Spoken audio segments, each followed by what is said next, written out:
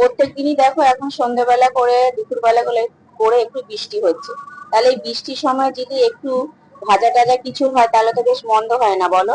সেই জন্য দেখো আমিও কি করলাম, কিছুটা মুগ ডাল চট করে ভিজিয়ে দিলাম, এই 1 ঘন্টার মধ্যে ভিজিয়ে রাখি। ভিজিয়ে রেখে একটা ভাজা মশলা তৈরি করে নেবো। দেখো ভাজা মশলার মধ্যে কি ছিল, সাদা জিরে, ধনে, মৌরি, জোয়ান আর ওদিকে শুকনো লঙ্কা। ভালো করে একটু ড্রাই রোস্ট করে নেবো। করে নেওয়ার পরে আমি কি করলাম, একটু গুঁড়ো করে নিয়েছি। ঠান্ডা ঠান্ডা করতে হয়নি, এটা গরমটা গুঁড়ো করলেই বেশ ভালো হয়। গুঁড়ো করে নিয়ে ওদিকে আমি মুগ ডালটাও দেখো খুব সুন্দর করে পেস্ট করে নিয়েছি। তোমরা চাইলে এখন অন্যরকম ডালও দিতে পারো, আমি এখানে মুগ ডাল দিয়েছি। পেস্ট করে নেওয়ার পরে দেখো নুন, হলুদ গুঁড়ো, লঙ্কার গুঁড়ো, ওই ভাজা মশলাটা 2 চামচ দিয়েছি।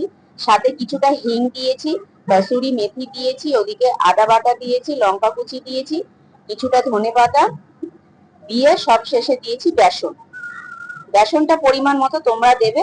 আর অল্প একটু সাদা তেল দিয়ে ভালো করে মেখে নেব।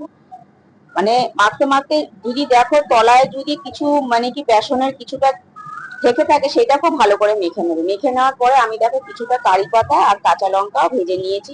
ওইটা একটু ভাজার ওপরে দিলে বেশ সুন্দর একটা কারি পাতার গন্ধ আর আর হচ্ছে লঙ্কার একটা বেশ ভাজা ভাজা গন্ধ থাকে, খুব সুন্দর লাগে।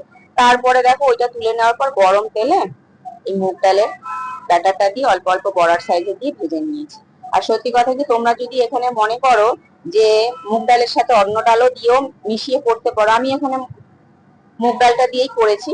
বেশ ভালো হয়েছিল, মচমচে হয়েছিল, জানো না ভেতর থেকে যেন আলাদা একটা সুন্দর গন্ধ আসছিল। তার সাথে চা আর মুড়ি দিয়ে বেশ ভালো লেগেছে। তা তোমরাও কিন্তু চাইলে বর্ষার দিন এরকম করে খেতে পারো। তা চলো এখনকার মতো টাটা।